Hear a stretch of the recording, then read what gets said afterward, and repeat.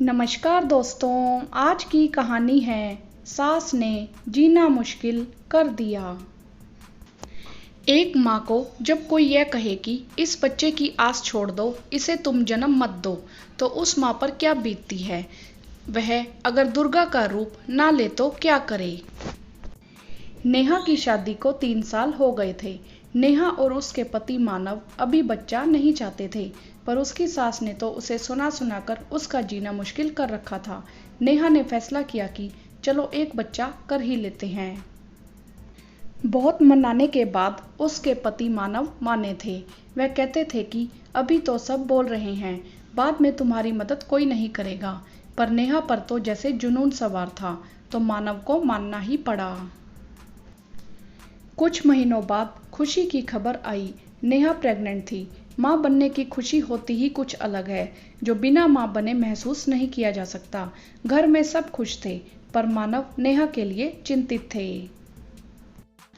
कुछ महीनों बाद मानव को नौकरी पर वापस जाना था, तो मानव की माँ बोली, बहू का ख्याल वहाँ कौन रखेगा, तो उसे यहीं रहने दो।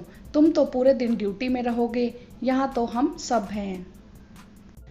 नेहा को भी लगा सास को बच्चे की बहुत चाहत है, तो ऐसे समय में उसका ख्याल रखेगी। पर मानव अपनी माँ को भली भांति जानता था। उसने नेहा से कहा, तुम यहाँ रहना चाहती हो तो रहो, पर असली परीक्षा की घड़ी तो अब आएगी। अब देखता हूँ कौन पास होता है। नेहा बोली, आप परेशान मत हो, मैं अपना ख्याल रख लूंगी, बस आप अपना ध्यान रखिएगा। मानव बोले, जब भी तुम्हें कोई परेशानी हो तो मुझे तुरंत बताना, मेरे घर वालों को तुमसे ज्यादा मैं जानता हूँ। और मानव चले गए। सही कहा था मानव ने। अब नेहा की परीक्षा शुरू हो चुकी थी, और 2 दिन बाद ही सुबह सुबह उसकी सास बोली, बहू सुबह के 8 बज गए हैं, उठो, इतना सोना भी ठीक नहीं होता, और काम धाम करने से बच्चा होने में तकलीफ नहीं होती है। अब नेहा थोड़ी देर जब भी बैठती या आराम करती थी, उसे उसकी सास कुछ ना कुछ काम में लगा देती और कहती, कौन सा तुम्हें भारी काम करना होता है, हम 3 जन ही तो हैं। तुम्हारी उम्र में मैं चूल्हे पर खाना बनाती और पूरे परिवार को खिलाती थी। करीब 3 महीने ऐसे ही चलता रहा। मानव बीच बीच में आते थे, तो माँ बेटे और बहू का ध्यान रखती थी। लगता ही नहीं था कि यह वही सास है जो बेटे के आने से पहले थी। मानव के नहीं रहने से क्या परेशानी होती थी, यह नेहा को अब पता चला। कभी खाती कभी नहीं खाती थी। सास को मिल जाता था बना बनाया, तो वह कुछ बोलती भी नहीं थी। नेहा को खुद के हाथों के बने खाने में स्वाद नहीं आता था, वह उसे अच्छा नहीं लगता था, तो वह ठीक से खाती पीती नहीं थी। नेहा बहुत कमजोर हो गई थी, पर मानव से कुछ कहती भी नहीं थी, क्योंकि मानव ने उसे वहां रहने से मना किया था। पर वह मानी नहीं थी। यह उसका डिसीजन था वहां रहने का। मानव की नानी नेहा से बहुत प्यार करती थी, तो वह नेहा से मिलने आई थी। जब उन्होंने नेहा को देखा तो पहले अपनी बेटी को बहुत सुनाई कि दूसरे की बेटी के साथ कोई ऐसा व्यवहार करता है, यही तुम्हारी बेटी के साथ हो तो उसकी सास को तुम कितनी गाली दोगी, और यहाँ तुम्हारी खुद की बहू का ऐसा हाल कर रखा है तुमने।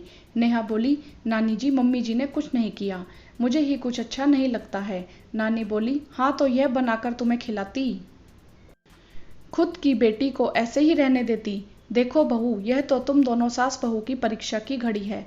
तुम तो सास का पक्ष लेकर नंबर पा गई, पर यह। बाद में नानी ने मानव को फोन करके नेहा के बारे में बताया। उसकी हालत बताई तो मानव छुट्टी लेकर आया और नेहा को डॉक्टर से दिखाया, तो डॉक्टर बोली, इनका हीमोग्लोबिन बहुत कम है, इस तरह तो बच्चे में प्रॉब्लम आ सकती है। मानव नेहा को समझा रहा था कि नेहा, कल को बच्चे में कुछ प्रॉब्लम हो गई तो क्या होगा। तुम्हारी जो हालत है, ऐसे में इस बच्चे की चाहत छोड़ देते हैं। तुम समझने की कोशिश करो मेरी बात को।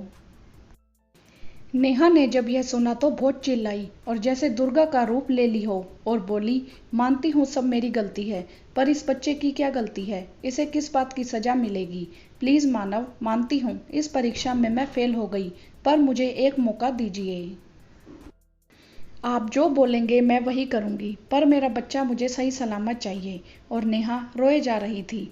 नेहा की माँ को जब यह सारी बातें पता चली तो उन्होंने मानव को फोन किया और बोली, दामाद जी, मैंने बोला था उसे यहाँ छोड़ जाइए, पर किसी ने मेरी बात नहीं मानी। मैं अब उसके भाई को भेज रही हूँ। उसे यहाँ आने दीजिए, सब ठीक हो जाएगा, आप चिंता मत कीजिए। और मानव ने नेहा को उसके मायके भेज दिया।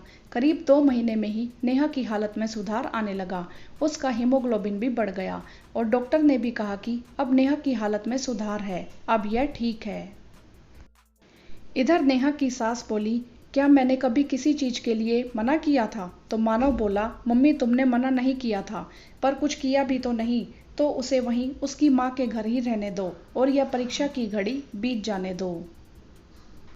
समय बीतता गया। अब फाइनली इंतजार की घड़ी खत्म हुई और नेहा पूरी तरह तैयार थी। मानव भी उसके साथ थे। नेहा बोली, अगर तुम साथ हो तो मैं हर दुख झेल लूंगी। बस कुछ घंटों बाद नेहा ने प्यारी सी बच्ची को जन्म दिया। मानव ने इस बच्ची को प्यार से प्रीत नाम दिया, जो नेहा और मानव के प्यार और उसके साथ का फल था। जो हो गया सो हो गया, अंत भला तो सब भला। नेहा ने इस परीक्षा की घड़ी को बड़ी समझदारी से निभाया और रिश्तों को भी संभाला, किसी को कोई दोष नहीं दिया। क्योंकि रिश्तों में परीक्षा नहीं, भावनाएं मायने रखती हैं। मानव की माँ की भावनाएं बुरी नहीं थी। हाँ, उनकी सोच में बदलाव लाया जा सकता था। बच्चा आने के बाद मानव की माँ के स्वभाव में बहुत बदलाव आया और उन्होंने अपनी गलती को स्वीकार भी किया। बाद में उन्होंने नेहा का बहुत ध्यान रखा और आगे जाकर कोई परेशानी ना पड़े तो मानव अपने पूरे परिवार को अपने साथ लेकर चला गया। दोस्तों, परिवार में स्पर्धा नहीं होनी चाहिए, एक दूसरे का साथ होना चाहिए, तो कोई भी परीक्षा हम पास कर लेंगे। आपकी इस विषय में क्या राय है, आप हमें कमेंट करके ज़रूर बताएं। वीडियो को लाइक करें, शेयर करें और चैनल को सब्सक्राइब भी करें। धन्यवाद।